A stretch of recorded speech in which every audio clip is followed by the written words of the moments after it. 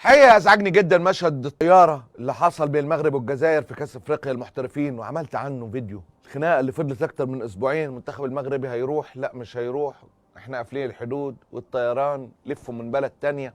فضل الموضوع لحد يوم البطوله، بطوله افريقيا المحليه بتستضيفها الجزائر، لحد ما خلص بالمشهد الاخير بتاع اللعيبه في المطار المغرب ومستنيين الاوردر.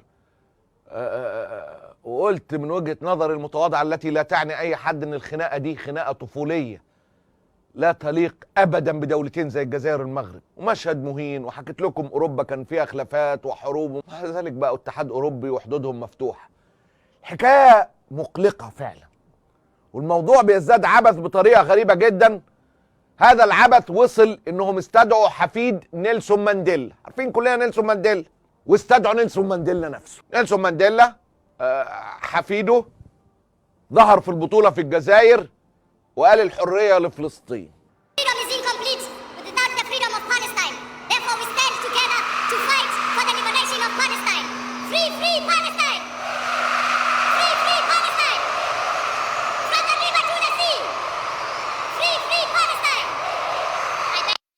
لحد هنا ده كان شيء كويس جدا جدا. حكايه اللي اغضبت المغاربه الجمله اللي جايه، اللي شعر الكل انها بتشعل الازمه والخناقه فوق ما الخناقه مشتعله.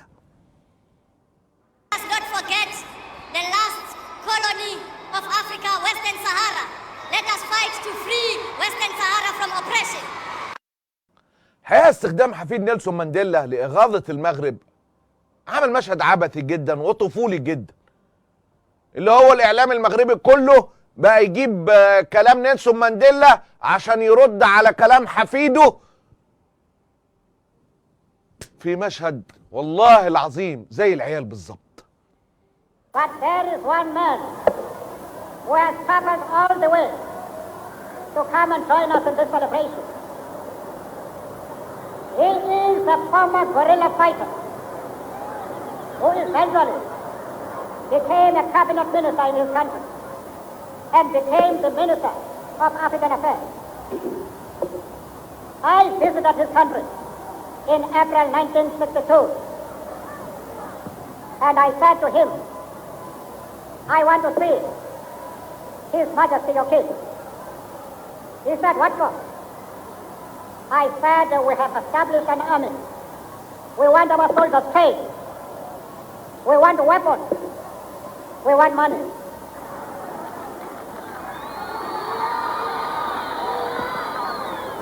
He said he understood my mission very well, precisely because he himself had gone through the experience we were undertaking.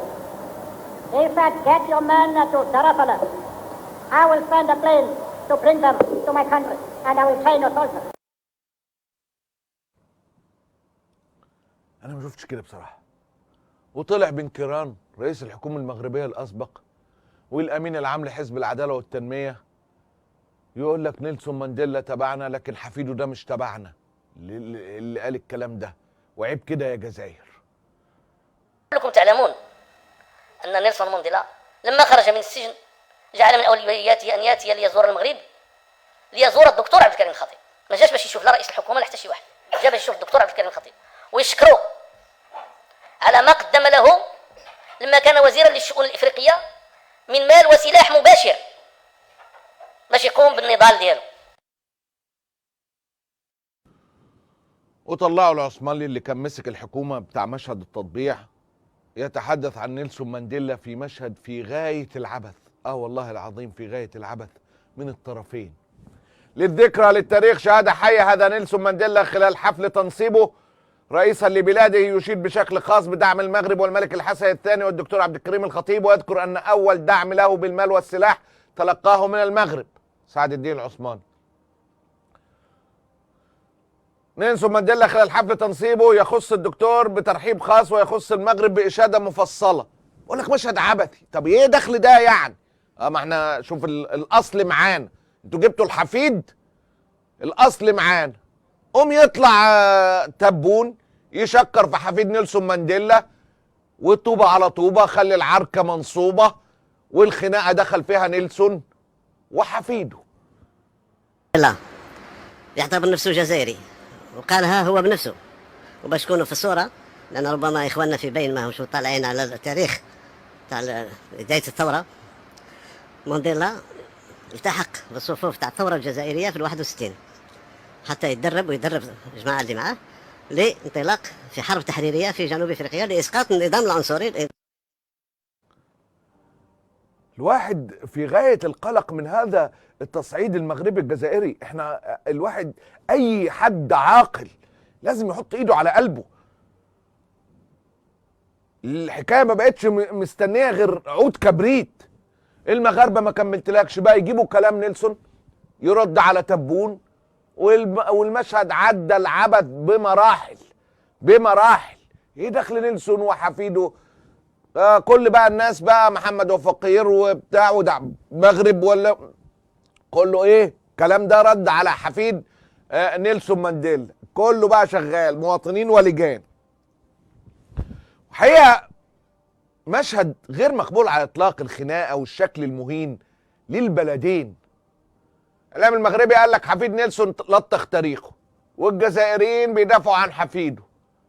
وانا بكل اسف، ويجب ان يكون شعورنا كلنا حزين جدا، انه بيجروا الشعبين للخناقه اللي بتصنعها الازمه.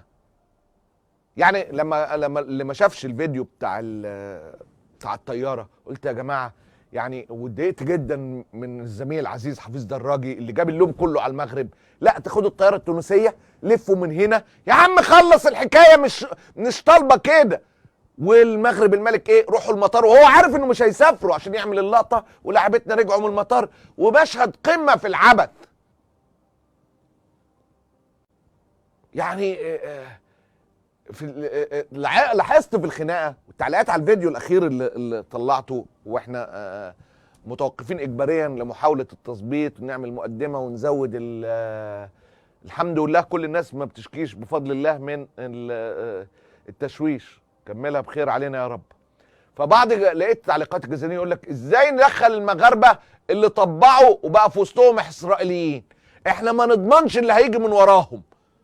وتلاقي المغاربه يقول لك لولا الجزائر ما كناش طبعنا ولجانا لاسرائيل عشان المغرب، احنا طبعنا عشان البلد.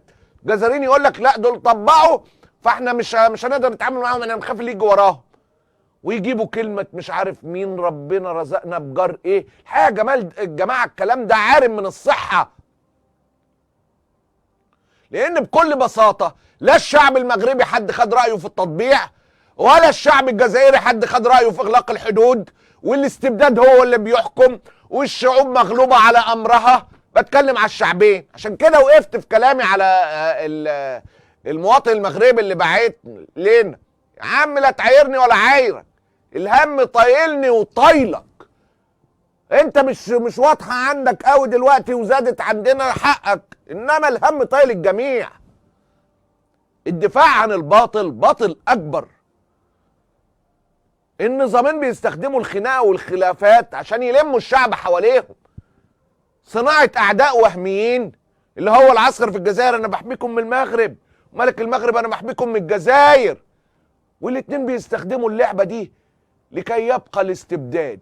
الخوف انه في خلال تلك اللعبه عيل ما يخليهاش تستمر لعبه ويحولها بجد. ربنا يحفظ المغرب والجزائر. نروح نسيب الاستبداد الجزائري والاستبداد المغربي، نروح للاستبداد في تونس. الاستبداد اللي مادد قلوعه في الوطن العربي المنكوب.